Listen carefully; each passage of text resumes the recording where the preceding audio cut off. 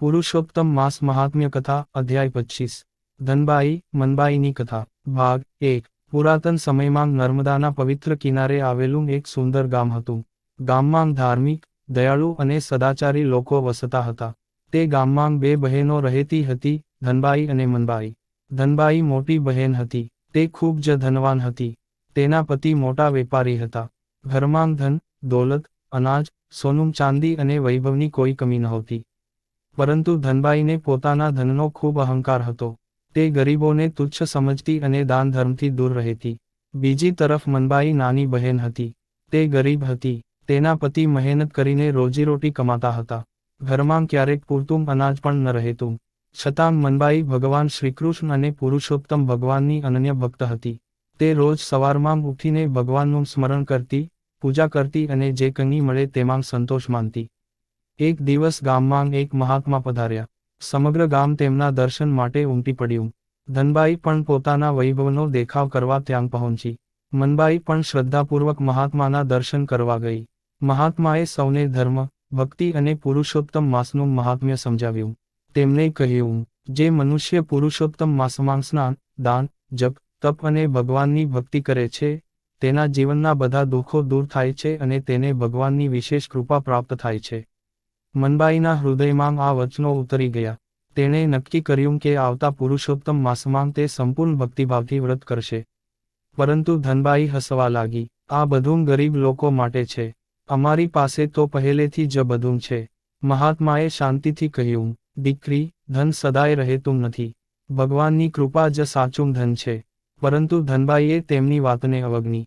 સમય પસાર થતો ગયો. થોડા મહિનાઓ પછી અધિક જ્યેષ્ઠ માસ એટલે કે પવિત્ર પુરુષોત્તમ માસ આવ્યો. મનબાઈએ પ્રથમ દિવસથી જ વ્રત શરૂ કર્યું. તે વહેલી સવારે નદીમાં સ્નાન કરતી, ભગવાનનું પૂજન કરતી, ઓમ નમો ભગવતે વાસુદેવાય મંત્રનો જપ કરતી અને શક્ય હોય તેટલું દાન કરતી. ગરીબ હોવા છતાં તે દરરોજ એક મુઠ્ઠી અનાજ કોઈ જરૂરિયાતમંદને આપતી. ધનબાઈ આ બધું જોઈને મજાક કરતી. આટલું કરીને શું મળશે? મનબાઈ હસીને જવાબ આપતી, મને ભગવાનનો આશીર્વાદ મળશે, એ જ મારા માટે પૂરતું છે. એક દિવસ પુરુષોત્તમ માસ દરમિયાન એક વૃદ્ધ સાધુ ભિક્ષા માંગતા ધનબાઈના ઘરે આવ્યા. ધનબાઈએ તેમને ઠપકો આપ્યો, જાઓ અહીંથી, મારી પાસે સમય નથી. સાધુ નિરાશ થઈને મનબાઈના ઘરે ગયા. મનબાઈના ઘરમાં ખાવા માટે માત્ર 2 રોટલી હતી. છતાં તેણે પ્રેમથી સાધુને બેસાડ્યા અને બંને રોટલી તેમને અર્પણ કરી દીધી. સાધુ ખૂબ પ્રસન્ન થયા. તેમને આશીર્વાદ આપ્યો, દીકરી, તારો આ ભાવ ભગવાન સુધી પહોંચ્યો છે. પુરુષોત્તમ ભગવાન તારા પર અવશ્ય પ્રસન્ન થશે. મનબાઈએ વિનમ્રતાથી પ્રણામ કર્યા. તે રાત્રે મનબાઈએ સ્વપ્નમાં દિવ્ય પ્રકાશ જોયો. તે પ્રકાશમાંથી શ્રીકૃષ્ણ પ્રગટ થયા. ભગવાને કહ્યું, હે ભક્તે, તારી નિસ્વાર્થ સેવા અને ભક્તિથી હું પ્રસન્ન છું. યોગ્ય સમયે તારા જીવનના બધા કષ્ટો દૂર થશે. સવાર થતાં મનબાઈની આંખોમાં આનંદના આંસુ હતા. તે વધુ ઉત્સાહથી પુરુષોત્તમ માસનું વ્રત કરવા લાગી. બીજી તરફ ધનબાઈના ઘરમાં અચાનક મુશ્કેલીઓ શરૂ થઈ. વેપારમાં નુકસાન થવા લાગ્યું. માલ દરિયામાં ડૂબી ગયો. દેવાનો બોજ વધવા લાગ્યો. ધનબાઈ ચિંતામાં પડી ગઈ. તે વિચારવા લાગી, આ બધું અચાનક કેમ થઈ રહ્યું છે? પણ તેને હજુ પોતાની ભૂલ સમજાઈ નહોતી. આ રીતે પુરુષોત્તમ માસના દિવસો પસાર થવા લાગ્યા અને બંને બહેનોના જીવનમાં એક મોટો વળાંક આવવાનો હતો. આગળ ભાગ 2 માંગ. ધનબાઈના જીવનમાં વધુ કઈ મુશ્કેલીઓ આવી. મનબાઈ પર ભગવાનની કૃપા કેવી રીતે વરસી? સાધુનું સાચું સ્વરૂપ શું હતું? બંને બહેનોના જીવનનો અંતિમ ફેરફાર કેવી રીતે થયો? પુરુષોત્તમ માસ મહાત્મ્ય કથા અધ્યાય 25 ધનબાઈ મનબાઈની કથા ભાગ 2 પુરુષોત્તમ માસના પવિત્ર દિવસો આગળ વધતા હતા. મનબાઈ રોજ નિયમપૂર્વક સ્નાન, ધ્યાન, જપ, દાન અને ભગવાન પુરુષોત્તમની ભક્તિ કરતી હતી. બીજી તરફ ધનબાઈના જીવનમાં એક પછી એક સંકટો આવવા લાગ્યા. ધનબાઈના પતિનો મોટો વેપાર હતો. એક દિવસ દૂર દેશમાંથી સમાચાર આવ્યા કે વેપાર માટે મોકલેલો કિંમતી માલ દરિયાઈ તોફાનમાં નષ્ટ થઈ ગયો છે. લાખો રૂપિયાનું નુકસાન થયું. ઘરમાં ચિંતા છવાઈ ગઈ. ધનબાઈના પતિ માથા પર હાથ રાખીને બેઠા હતા. આટલું મોટું નુકસાન મેં જીવનમાં ક્યારેય જોયું નથી. ધનબાઈ પણ ગભરાઈ ગઈ, પરંતુ હજુ સુધી તેના મનમાં અહંકાર જીવતો હતો. થોડા દિવસો પછી બીજા વેપારમાં પણ નુકસાન થયું. દેવું વધવા લાગ્યું. જે લોકો પહેલાં ધનબાઈના ઘરે આવવા માટે આતુર રહેતા હતા, તેઓ હવે દૂર રહેવા લાગ્યા. ધનબાઈને સમજાતું નહોતું કે આ બધું કેમ થઈ રહ્યું છે. એક દિવસ તે પોતાની બહેન મનબાઈના ઘરે ગઈ. તે જોઈને આશ્ચર્યચકિત થઈ ગઈ. ગરીબ હોવા છતાં મનબાઈના ચહેરા પર અજોડ શાંતિ હતી. ઘરમાં વૈભવ ન હતું, પણ આનંદ હતો. ધનબાઈએ પૂછ્યું, બહેન, તારી પાસે તો કંઈ નથી, છતાં તું એટલી ખુશ કેમ છે? મનબાઈ હસીને બોલી, મારી પાસે ભગવાન છે. જેની પાસે ભગવાન છે તેને બીજી કોઈ વસ્તુની જરૂર નથી. ધનબાઈને આ વાત સમજાઈ નહીં. તે પાછી પોતાના ઘરે આવી ગઈ. તે રાત્રે ધનબાઈને અજબ સ્વપ્ન આવ્યું.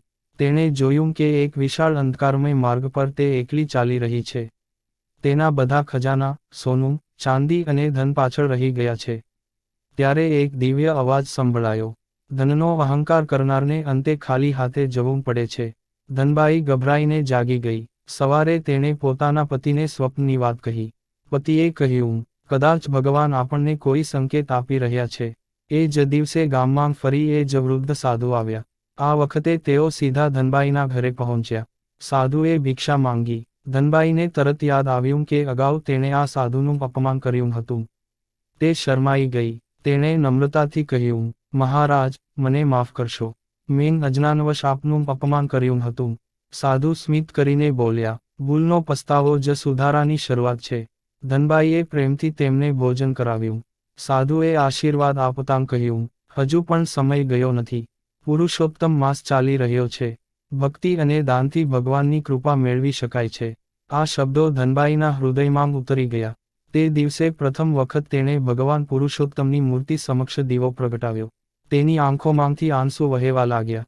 હે પ્રભુ, મેં અહંકારમાં આવીને ઘણા પાપ કર્યા છે. મને ક્ષમા કરો. બીજી તરફ મનબાઈનું વ્રત પૂર્ણતાની નજીક હતું.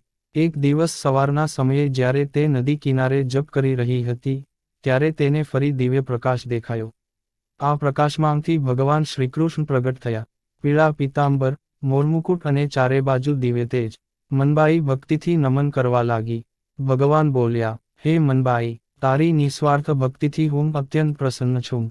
તું જે કષ્ટો ભોગવી રહી છે તે હવે સમાપ્ત થવાના છે.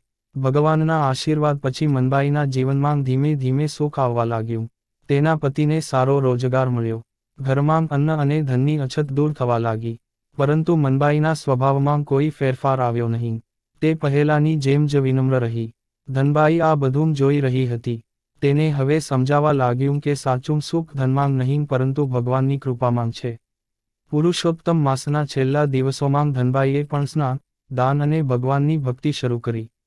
ગામના ગરીબોને અનાજ આપ્યું, સાધુ સંતોની સેવા કરી, અને પોતાના ભૂતકાળના અહંકાર માટે ક્ષમા માંગી. ભગવાન તેની આ પરિવર્તનથી પ્રસન્ન થયા.